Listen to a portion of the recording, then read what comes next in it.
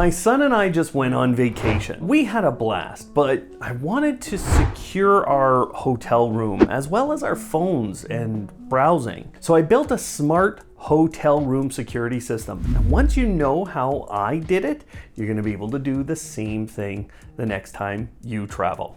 Let's get it. Hello Automators, thanks for tuning in again. I'm Brian from Automate Your Life, and I'm gonna bring together a few different devices, but feel free to ask me in the comments if you wanna use something else. One of the big benefits of a hotel room is that you kinda have a home base when you're out traveling, but we all know that there's the cleaning people that go through, and the truth is you don't know if anyone else is entering into the suite. For myself, I don't wanna bring passports and I don't wanna bring cash everywhere I go. So I want to leave some things back in the hotel room, but not every room has a safe, and even with those safes, I don't feel that secure about them. Either way, I want to know if that's being opened. So with this system, you can know that. You can know when someone's entering your room or going into any specific part of the room, and you can see what they're doing. But there's also a really significant hidden benefit that I'm going to show you today. This system will secure all of the internet traffic in your hotel room. And I always feel off when I'm putting credit card numbers into any sort of public Wi-Fi. And truthfully, I feel off when I'm just browsing the internet on public Wi-Fi. Even though hotels should be pretty good at securing things like this, you never know what someone else is doing on the network. So the solution I'm going to show you today secures all of your family and friends' internet browsing when you're in the room. Another benefit I want to tell you about is related to that Wi-Fi connectivity. You'll be able to have a large number of devices on your single Wi-Fi connection that you get from the hotel. And if you configure this the right way, you'll be able to give your family the same Wi-Fi credentials that they use at home. My physical security system had 3 main security devices in it. They're all very flexible and can be used in many ways. Now the first one was a security camera, but because hotel rooms are so random with their design, I wanted a flexible camera that I could place just about anywhere. I just did a review on this camera. It's great. There's a link down below. It's battery powered and it can last months on a single charge. It can be plugged in using a simple USB-C cable if you want to recharge it, and because it's got a magnetic backing, it can be mounted just about anywhere. The second device I brought was this simple door sensor from AOTech. This is a Zigbee door sensor, which means it uses that instead of Wi-Fi to communicate with a smart home hub. This sensor tells you when a door, a cabinet, or even your safe is opened. The third device I bought was this AOTech motion sensor called the Tri-Sensor. That means it includes a light as well as a temperature sensor. And this specific sensor is a Z-Wave one. You would require a hub that has a Z-Wave version 2. Later on in the video though, I'll give you an option to bring a very inexpensive hub that just has Zigbee, and then I'll show you a couple of Zigbee motion sensor options. Both of these sensors require a hub, and I brought a Samsung SmartThings hub. These are easy to use and they're very simple to set up. It also has high compatibility with a lot of different sensors available today. And as an added bonus, it allowed me to connect my Tapo camera into the same app. That app is the SmartThings app, which again is very easy to use.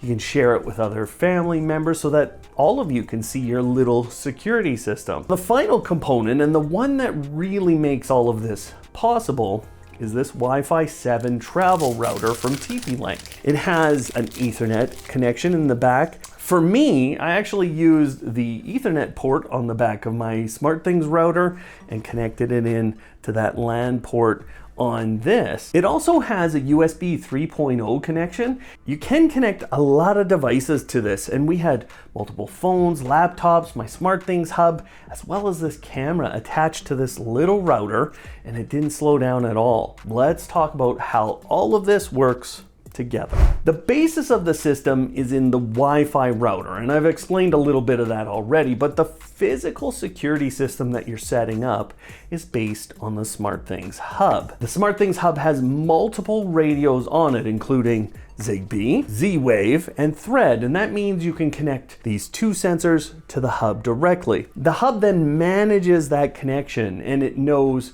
when the door is opened, it knows when the motion sensor has seen movement in front of it, and those things are communicated back to the hub. In order for the hub to be able to send you notifications, it is connected physically into the Wi-Fi router.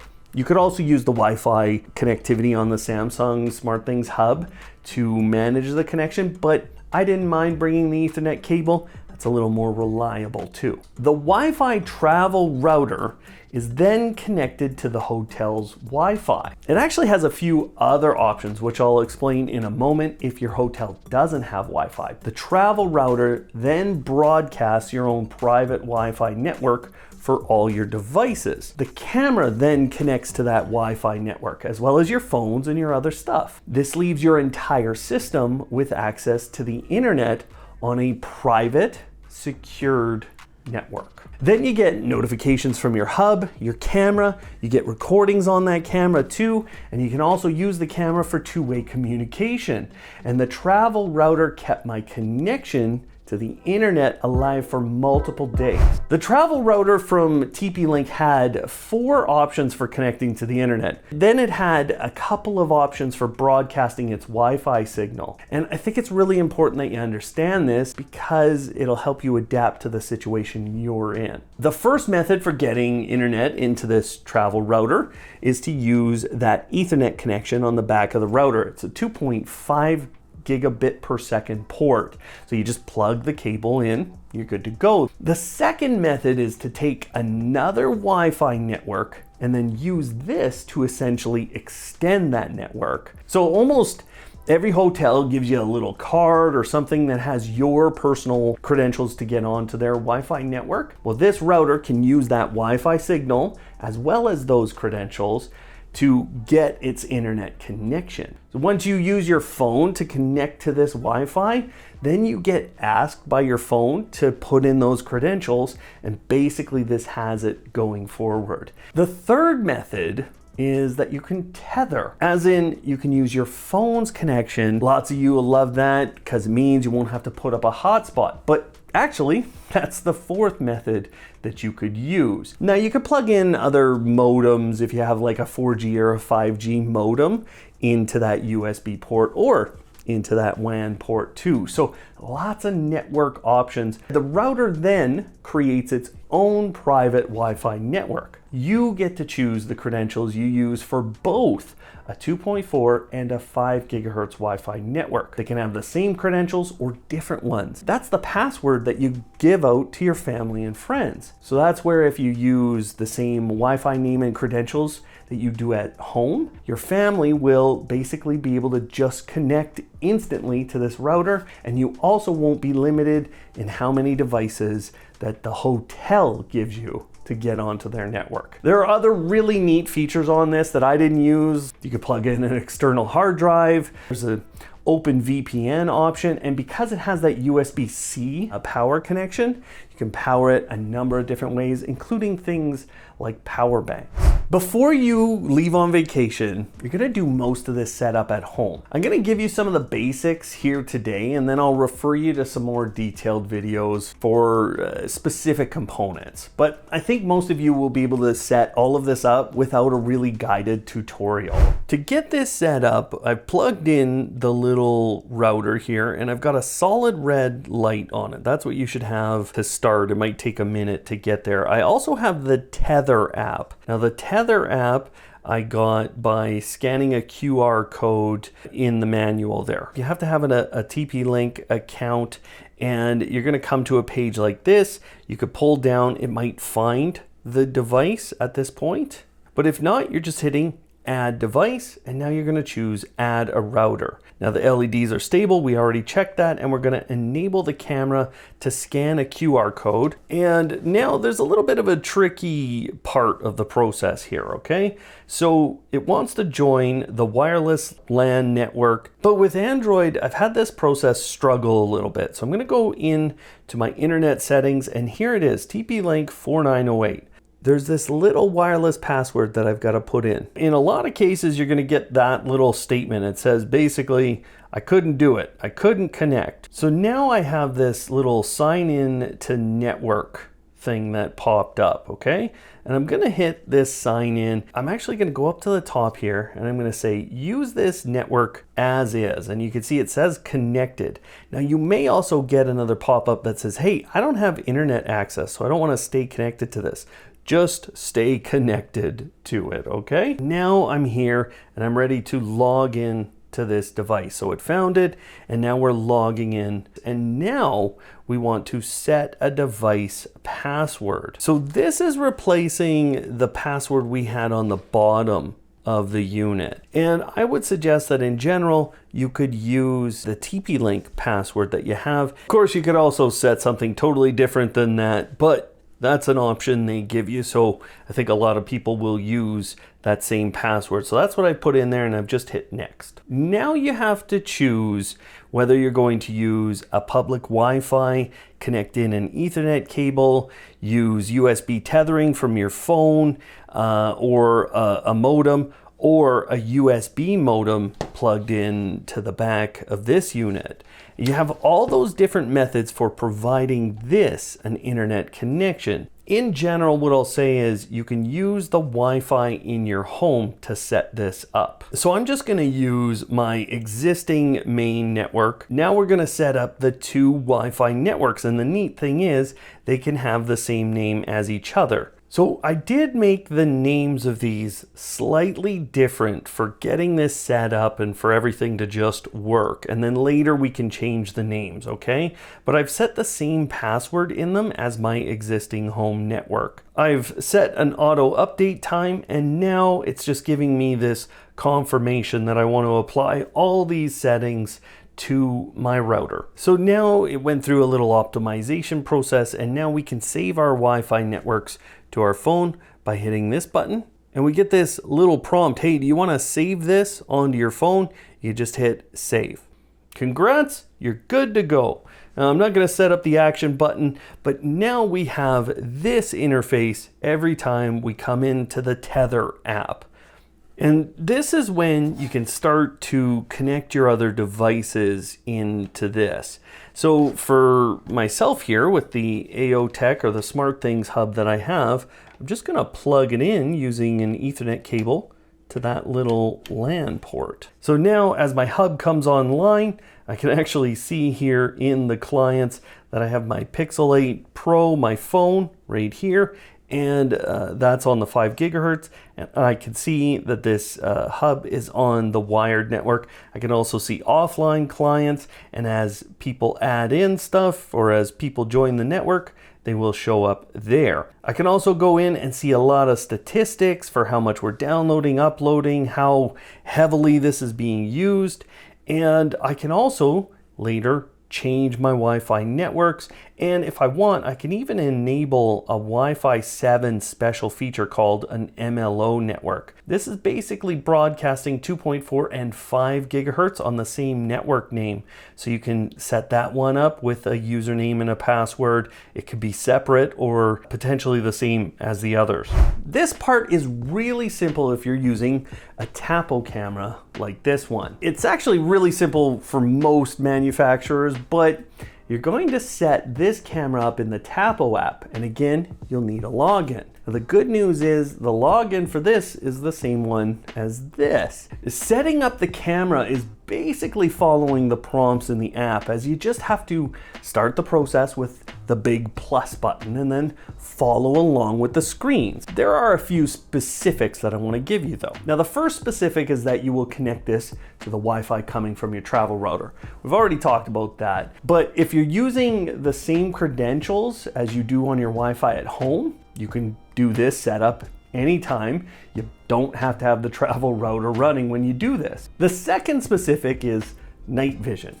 Now this camera has little spotlights on it, but it also has night vision using infrared lights. I would suggest that you configure this to not turn on the little spotlights because it'll drain battery and you won't want those lights on in your hotel room. The third specific is that you'll want to configure this camera to take a recording anytime it sees motion or people. You may also want to place a micro SD card into this camera. That will mean the camera will then record to that. However, in this case, there is a subscription service that you could enable for a few bucks a month that would send video to Tapo's cloud. That would mean if someone steals this camera, you would still have footage of them stored on those servers. So I think that's worth it for a single month, and then you just turn off the subscription.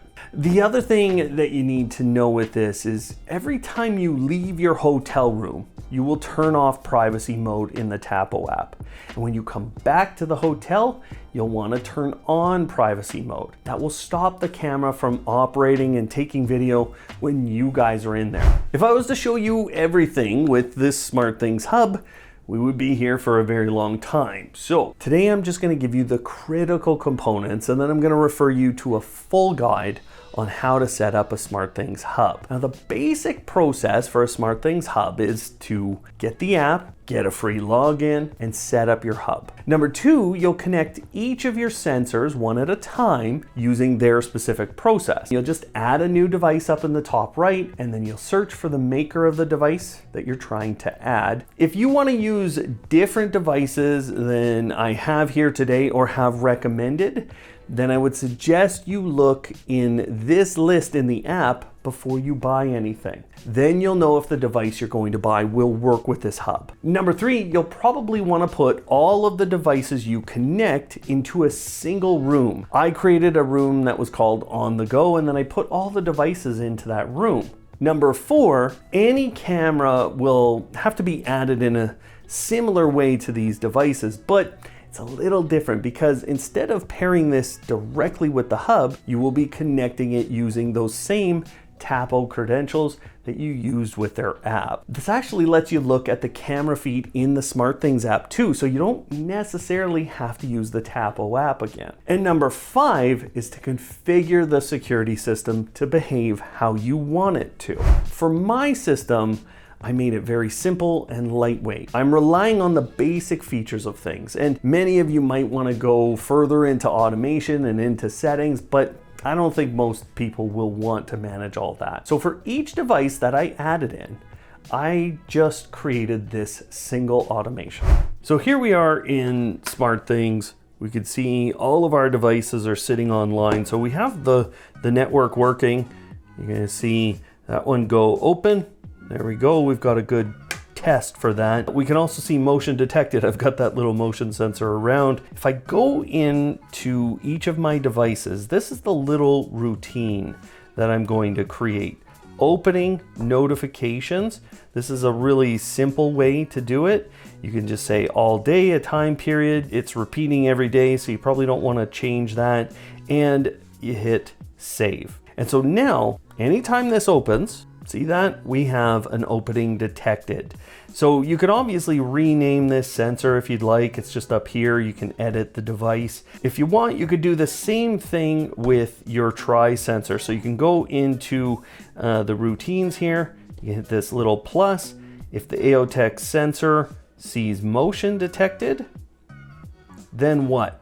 Well, we'll just get a notification. So send notification to members. You can also attach a photo from camera. I don't think you need to do this. You know, if you have one of these cameras, so there's some Ring cameras that you could bring potentially.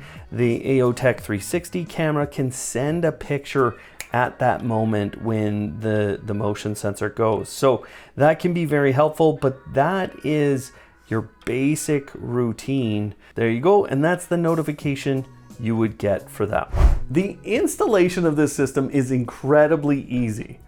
You've done all that configuration work prior to arriving in the hotel, and the only thing you're going to have to do is use the Wi-Fi router and its Tether app to connect to the hotel's Wi-Fi. So you're at the hotel room and now you've got to make a couple of adjustments. So I've entered into the app. I'm connected to the Wi-Fi network from my travel router. And right here, I have this hotspot and I'm going to go into that and I can reselect the host network. Now it's going to scan the Wi-Fi networks around the router and you're going to be able to select from them. It's at this point that you would see the hotel's Wi-Fi network and you would put that in.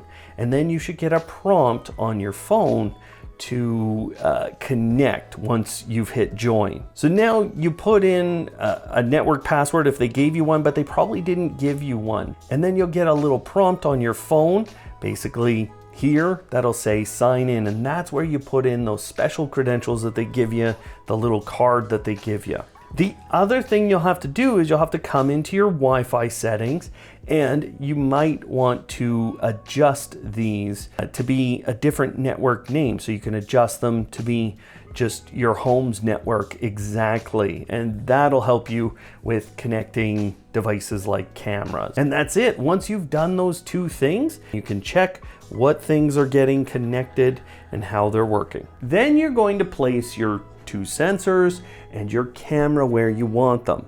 The camera has that magnetic mount, so it can just stick to metallic surfaces. I use this two-way clear sticky tape in very small amounts on the door sensor, and you could use it on the motion sensor too. That just gets them stuck to a wall, and it also means you probably won't rip off any paint or wallpaper when you take them down. I think a lot of people are going to put the door sensor on the door. Now make sure you test it a few times by opening and closing the door to see that status change in the SmartThings app. You should also be getting those notifications while you're doing that test. From that point forward, you'll know whenever someone is coming in and out of your room. For most of us, we're gonna have our important items in our luggage or in a drawer.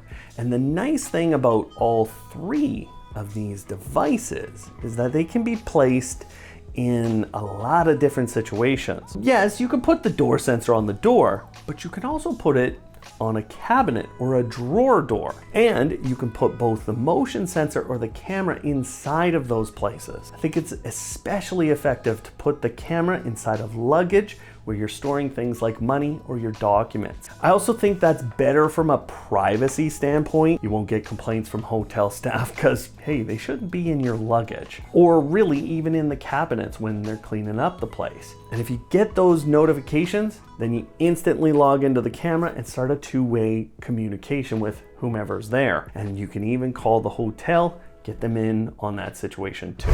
Now, some of you probably noticed that this is a fairly expensive hub. And that's just because I have a lot of hubs in my home, but there's a much cheaper option than this one that I brought. And that's called the SmartThings Station. It's a Zigbee only smart home hub, so you wouldn't be able to use this Z-Wave motion sensor. But down below in the description, I'm gonna give you a couple of motion sensor options that are Zigbee and work with the station. But that's a really cheap hub that works in exactly the same way as this one does. I really enjoyed having all of these devices on our network and our phones and everything.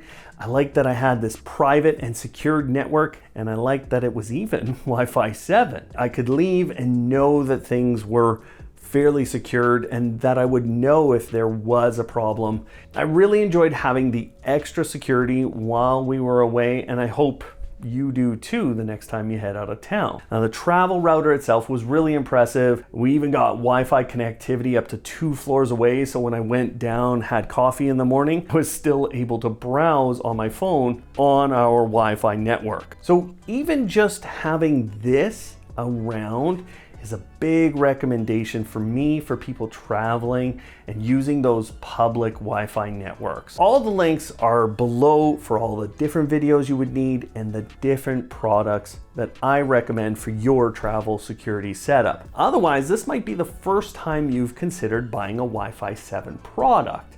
And I built a video that helps you decide on whether you need Wi-Fi 6, 6E, or 7 today. Check out that video. It's been super popular and it really helps to cut through a lot of the noise of marketing. Thanks for watching today, And of course, live smart.